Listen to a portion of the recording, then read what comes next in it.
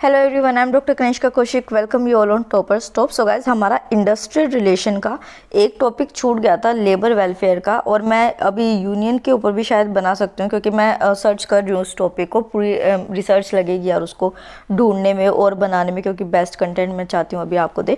तो यूनियन से रिलेटेड एक वीडियो और रहती है यहाँ पे। लेबर वेलफेयर की जो थ्योरीज है वो हमारे एग्जाम प्रोस्पेक्टिव से इंपॉर्टेंट है, और उसी के साथ जो ऑफिसर होता है लेबर वेलफेयर का, उसको हमने डिस्कस नहीं किया था। तो इंपॉर्टेंट वीडियो है, एंड तक देखिएगा। तो चलिए अब वीडियो को शुरू करते हैं। तो देखिए, सबसे पहले ये देखते हैं कि जो कंसेप्ट है ये कि मतलब कि वेलफेयर होना चाहिए लेबर्स का, उसका ओरिजिन कब हुआ था। तो अगर हम देखें कि जो फर्स्ट वर्ल्ड वॉर का टाइम था, मतलब 1914 से 1918 का जो टाइम पीरियड था, उस टाइम में सबसे पहले कंसेप्ट निकला था कि भाई लेबर वेलफेयर के लिए कुछ होना चाहिए। ठीक है, उस टाइम पीरियड में इंडिया जो था, चाहे वो ब्रिटिश रूल के अंदर था, बट इंडिया जो है वो फाउंडर मेंबर था लेबर वेलफेयर का। ये दोनों पॉइंट्स आपको याद रखने हैं। ठीक है, उसी के बाद क्या है कि जब ये वेलफेयर की बात हुई तो 1919 से ही इंडिया क्या था, आईएलओ को फॉलो करना शुरू कर दिया था उसने। और उसके बाद सेंट्रल और जो स्टेट गवर्नमेंट थी उसने बहुत सारे लेबर लेजिस्लेशन भी इनेक्ट किए ताकि लेबर्स का वेलफेयर हो सके, और उसी के साथ वेरियस एजेंट्स और मेडिएटर्स को भी अपॉइंट किया ताकि लेबर वेलफेयर के टास्क को अच्छी तरीके से किया जा सके। अब बात आती है कि भाई लेबर वेलफेयर की ज़रूरत क्या है। तो सबसे पहले ये है कि कोई भी इंडस्ट्रियल सिस्टम जो है उसमें नेसेसिटी होती है लेबर वेलफेयर की, अगर हम चाहते हैं कि लेबर्स जो हैं वो हमारे साथ मिलके चले। उसी के साथ क्या है कि जो रूरल और एग्रीकल्चर एरिया है ना, उसको भी हमने एक इच्छा है हमारी कि अर्बन एरिया में बदले और इंडस्ट्रियल एरिया में एग्रीकल्चर को बदलने की कोशिश की जा रही है। तो उस टाइम लेबर वेलफेयर की जरूरत पड़ती है इकोनॉमिक डेवलपमेंट में। और उसी के साथ आपको प्रीलिम्स का ये वाला पॉइंट याद रखना है, जिसमें कहा गया है कि जो रॉयल कमीशन ऑफ लेबर था ना 1931 में, उसमें स्पेसिफिकली नीड फील की गई थी कि लेबर वेलफेयर होना चाहिए। तो ये वाला पॉइंट आप अपने मॉडर्न इंडिया के प्रोस्पेक्टिव से भी याद रखेंगे, और इंडस्ट्रियल रिलेशन से भी डायरेक्टली आपसे कमीशन का नाम पूछा जा सकता है। उसके बाद क्या है कि बेसिकली ऑर्गेनाइजेशन के लिए जो एम्प्लॉयज़ होते हैं उनकी बिलोंगिंगनेस इंक्रीज करने के लिए, तो ये जस्ट एक सिंपल चीज़ें हैं। ठीक है, नेक्स्ट आता है डेफिनेशन। तो डेफिनेशन आपको अच्छे से याद रखने हैं। डेफिनेशन में आपको याद रखना है कि कौन कौन से टर्म्स जो हैं वो इंक्लूड किए गए हैं। तो वेलफेयर बेसिकली मीन करता है कि किसी पर्सन की वेलनेस से रिलेटेड, उसकी हेल्थ से रिलेटेड। वेलनेस और हेल्थ जब उसके पास होगी तो ऑब्वियसली उसके पास क्या होगा, हैप्पीनेस होगी, वो खुश रहेगा। एक कोर्डियल रिलेशंस जो है उसकी इंडस्ट्री के साथ या फिर जो एम्प्लॉयर है उसके साथ बने रह सके। और इन सब के बाद एक जो प्रोस्पेरिटी होती है, मतलब कि पूरी तरीके से जो खुशी का माहौल, सुख होता है, तो उस तरीके की जो चीज़ें होती है वो वेलफेयर के बेसिकली मीन्स में आती हैं। ठीक है, तो यहाँ पे एक जो है स्टेट ऑफ एग्जिस्टेंस डेवलप होता है फिजिकल, मेंटल, मोरल और इमोशनल स्टेबिलिटी का। इसके बाद ये चीज़ें जो हैं ये बस उनके लिए है कि जो आगे इंटरव्यू के लिए चाहिए, अभी प्री के लिए आपको इतना सब कुछ नहीं चाहिए। नेक्स्ट आते हैं कि वेलफेयर मेजर्स जो होते हैं उनको दो कैटेगरी के अंदर डिवाइड किया जाता है। एक होता है इंट्रा मोरल और नेक्स्ट होता है एक्स्ट्रा मोरल। इंट्रा मोरल में क्या होता है, बेसिकली जो बिल्कुल बेसिक फैसिलिटीज़ होती है, जो आप कहीं भी जाएंगे, आप एक नॉर्मल दुकान पर भी जा रहे हैं तो भी आपको वहाँ पर मिल रही है, जैसे कि पानी की फैसिलिटी हो गई, टॉयलेट्स है, वॉशिंग फैसिलिटीज़ है, ऑक्यूपेशनल सेफ्टी है, और उसके साथ जो डे केयर सेंटर्स होते हैं ये आपके किसके अंदर आ गए, इंट्राम्यूरल एक्टिविटीज़ के अंदर आ गए। तो ये कैटेगरीज आपको याद रखनी है। और नेक्स्ट आता है एक्स्ट्राम्यूरल एक्टिविटीज़, जिसके अंदर जो है हम थोड़ा सा अपग्रेड करके चीज़ों को प्रोवाइड करते हैं, वेलफेयर करते हैं, जैसे कि हेल्थ एंड मेडिकल बेनिफिट्स हो गए, मैटरनिटी बेनिफिट्स हो गए, आपके इंश्योरेंस हो गई, ग्रेट्युटी हो गई, प्रोविडेंट फंड है, एजुकेशनल बेनिफिट्स है, ये एक्स्ट्राम्यूरल में आ गए। तो इन कैटेगरीज को आप याद रखेंगे। नेक्स्ट क्या होता है कि जब लेबर वेलफेयर की बात की जाती है तो क्या अप्रोच रखनी होती है। तो यहाँ पे सिंपली कहा गया है कि देखिए, जब लेबर वेलफेयर की बात होती है, कितना आप वेलफेयर प्रोवाइड कर रहे हैं, किस इंटेंशन से प्रोवाइड कर रहे हैं, ये बताता है कि किसी एजेंसी का एटीट्यूड, बिलीफ और ट्रेडिशन क्या है। उसी अकॉर्डिंग जो है वो अपने लेबर्स का वेलफेयर प्रोवाइड करता है। ठीक है, तो यहाँ पे बहुत सारी ऑर्गेनाइजेशन जो है वो अब अवेयर हो रही हैं वेलफेयर फैसिलिटीज़ को लेकर अपने एम्प्लॉयज़ के, और वो वॉलंटरी, विलिंगली और एंथुजियास्टिकली काम कर रही हैं, जो कि एक अच्छी बात है। अब आते हैं जो मेन टॉपिक है आज का, कि लेबर वेलफेयर की थ्योरीज के ऊपर, जिसमें सबसे पहले हम पॉलिसिंग थ्योरी को डिस्कस करेंगे। देखिए, पॉलिसिंग थ्योरी के अंदर मैं एक बार आपको सिंपल लैंग्वेज में समझाती हूँ क्या कहा गया। कि इंसान जो है वो एक सेल्फिश आदमी है, ठीक है। वो सिर्फ ये चाहता है कि अपना मेरा खुद का प्रॉफिट हो। तो इस वजह से जब तक उसके ऊपर हम कंपल्शन नहीं लगा देते, मतलब डंडा नहीं लगा देते कि आपको ये प्रोवाइड करनी ही करनी है वेलफेयर फैसिलिटीज़ अपने लेबर्स को, जो एम्प्लॉयर होगा वो नहीं प्रोवाइड करेगा क्योंकि उसको अपना फ़ायदा चाहिए। तो ये जो है वो पॉलिसिंग थ्योरी में बेसिकली कहा गया था। इसमें ये कहा गया कि देखिए एम्प्लॉयज़ जो होते हैं या फिर जो वर्कर्स होते हैं उनको बेसिक फैसिलिटीज़ जो है जैसे ड्रिंकिंग की, रेस्ट की, लंच इंटरवल्स की, वो प्रोवाइड करनी ही करनी चाहिए, क्योंकि गवर्नमेंट ने ये चीज़ इसलिए शुरू की है ताकि एम्प्लॉयर जो है वो प्रैक्टिस जो होती है एक्सप्लॉइटेशन ऑफ वर्कर्स की बाय देयर मैनेजमेंट वो ना हो सके। कैसे एक्सप्लॉइटेशन यहाँ पे होता है? हैवी वर्क से, लोड से, लेस पेमेंट से, या फिर स्मॉल टाइम इंटरवल्स दिया जा रहा है, नो फ्रीडम ऑफ स्पीच दी जा रही है, क्योंकि उसको अपना फायदा चाहिए। यही है बेसिक चीज़, यही है इस थ्योरी की कि जो मैन है वो एक सेल्फिश एनिमल है। इसी के साथ क्या कहा गया कि अगर हम जब तक उसको कंपल्शन नहीं लगाएंगे कि आपको ये करना है, या फिर पनिशमेंट का डर नहीं दिखाएंगे, तब तक एम्प्लॉयर जो है वो एम्प्लॉय को बेनिफिट्स प्रोवाइड नहीं करेगा। तो इस वजह से मैनेजमेंट होती है वो सीवियर पनिशमेंट के लिए लाइबल होती है अगर वो वेलफेयर प्रोवाइड नहीं करती है under the policing theory. Next आती है आपकी रिलीजियस थ्योरी, धर्म का डर, भगवान का डर, कि अगर हम अपने मजदूरों के साथ या अपने लेबर्स के साथ ऐसा करेंगे तो हमें पाप लगेगा। ये वाली जो है रिलीजियस थ्योरी है। इसके अंदर जो है दो चीज़ें की गई है, एक है इन्वेस्टमेंट और सेकेंड है पनिशमेंट। देखिए इन्वेस्टमेंट के अंदर क्या है, यहाँ पे आप पैसे की इन्वेस्टमेंट नहीं कर रहे, यहाँ आप अपने कर्मों की इन्वेस्टमेंट कर रहे हैं। जैसे मान लीजिए कि मैं हूँ, मैंने 10 एम्प्लॉयज़ को रख लिया, ठीक है। अगर मैं उनके साथ कुछ गलत करूंगी, या मतलब कि नहीं, पहले वाला डेफिनेशन समझते हैं। अगर मैं उनके लिए कुछ अच्छा नहीं करूंगी या फिर अच्छा करूंगी, तो मेरे दिमाग में एक क्या बात रहेगी कि अगर मैं इनके लिए अच्छा कर रही हूँ तो ये मेरे अच्छे कर्म होंगे जो आगे जाके मुझे रिजल्ट देंगे। तो ये क्या हो गई, मेरे अच्छे कर्मों की इन्वेस्टमेंट हो गई। इस वजह से मैं उनको बेनिफिट्स प्रोवाइड कर रही हूँ, उनका वेलफेयर कर रही हूँ।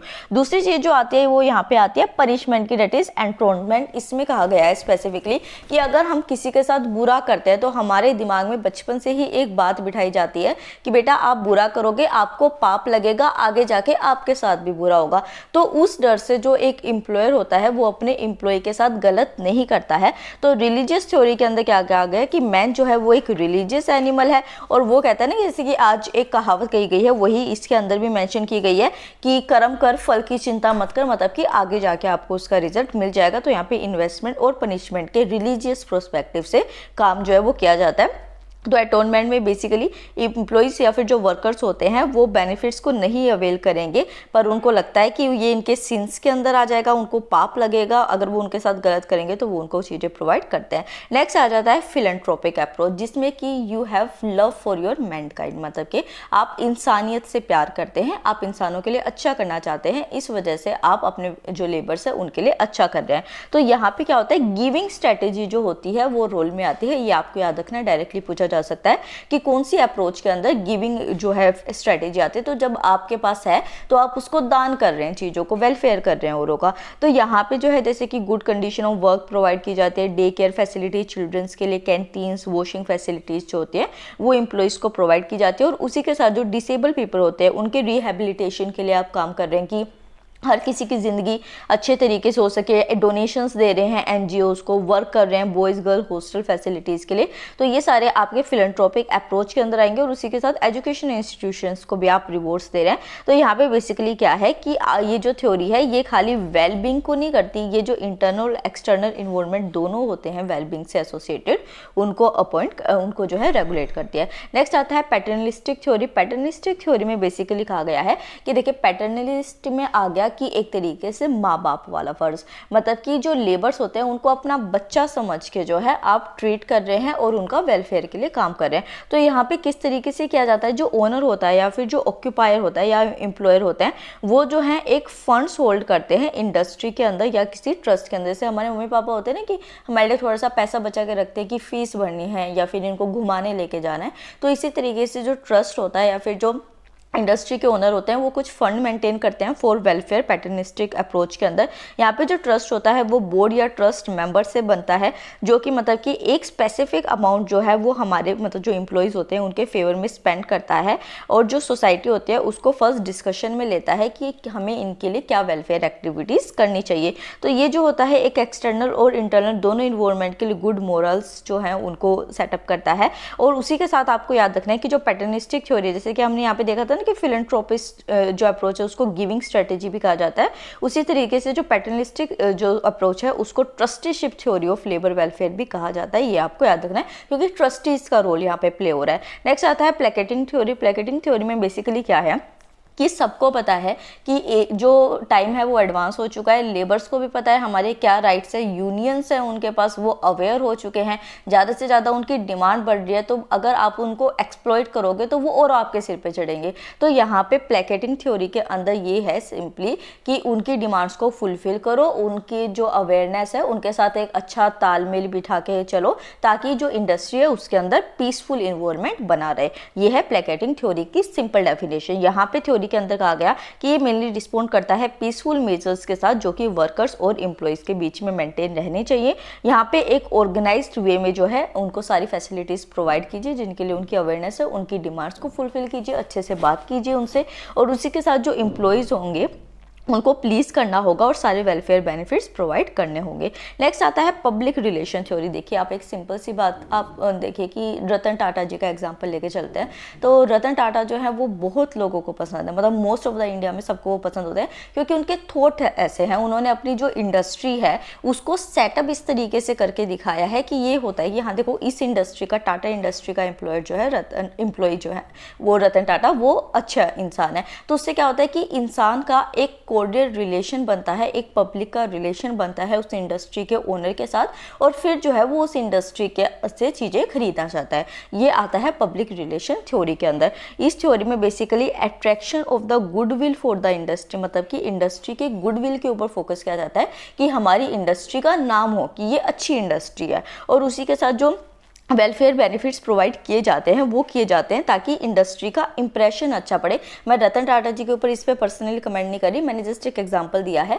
अभी मैं ये कह रही हूँ कि जो मतलब वेलफेयर बेनिफिट्स प्रोवाइड किए जाते हैं वो इसलिए किए जाते हैं ताकि इंडस्ट्री का इंप्रेशन जो है वो मार्केट में जाके अच्छा बने, और ये इंटरनल और एक्सटर्नल दोनों इन्वायरमेंट के पॉइंट ऑफ व्यू पे रख के किया जाता है। जैसे कि हाउस एम्प्लॉयज जो होते हैं या फिर जो विजिटर्स होते हैं उनके लिए अच्छा काम प्रोवाइड करना ताकि वो आगे जाके तारीफ करे। फिर आती है फंक्शनल थ्योरी। फंक्शनल थ्योरी में बेसिकली क्या होता है, ये ध्यान दिया जाता है कि अगर हम इनको वेलफेयर बेनिफिट्स प्रोवाइड करेंगे तो बदले में इनकी प्रोडक्टिविटी बढ़ेगी। सिंपल सी बात है यार, मतलब कि आप जो है एक तो गर्मी में काम कर रहे हो और एक जो है आपको एसी लगा के दे दिया, तो आप कंफर्टेबल होकर अच्छे तरीके से काम कर पा रहे हो, तो आप अच्छा भी काम प्रोवाइड करोगे।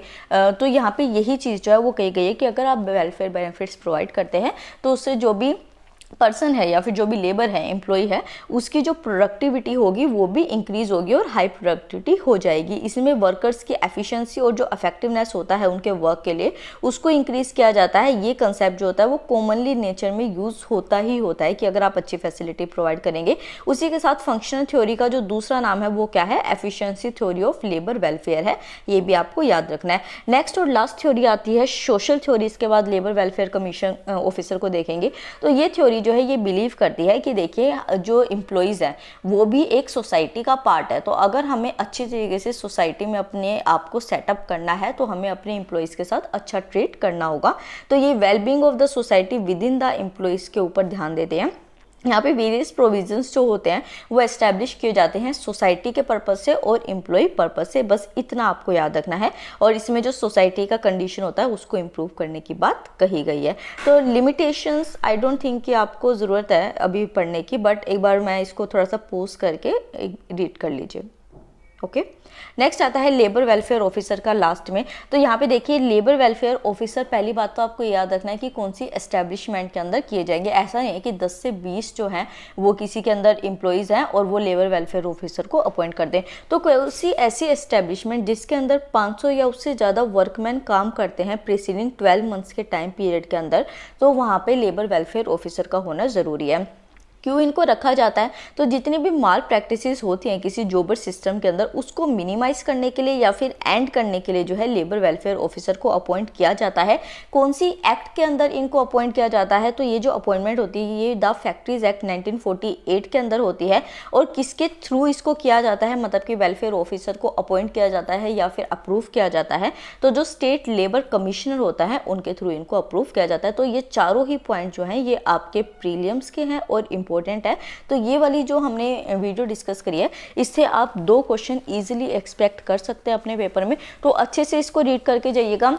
अगर इस वीडियो पे रिस्पांस अच्छा रहा है जैसे पिछली वीडियोस पे रहा है तो हम आपको ऑब्वियसली पीडीएफ जरूर प्रोवाइड करेंगे, टेलीग्राम चैनल पे प्रोवाइड करेंगे। कई स्टूडेंट्स को नहीं समझ आता गाइस, डिस्क्रिप्शन बॉक्स में टेलीग्राम चैनल का लिंक है, वहाँ पे पीडीएफ होते हैं, ठीक है। तो ज़्यादा से ज़्यादा वीडियो को शेयर कीजिए। 11,000 सब्सक्राइबर जो आज हमारे हो गए हैं, आपने दूसरे चैनल पर तो नहीं अपना रिस्पॉन्स दिखाया, हमने 1000 सब्सक्राइबर का गिव अवे इसका रखा था बट आपने वो नहीं किया, तो हमने वो गिव अवे नहीं अनाउंस किया। बट इस चैनल पर अगर आप 15,000 कर देते हैं तो फिर जो वो गिव अवे था दूसरे वाला वो हम ज़रूर अनाउंस करेंगे। तो वीडियो को शेयर कीजिए, चैनल को सब्सक्राइब कीजिए, वीडियो को लाइक कीजिए। Thank you so much.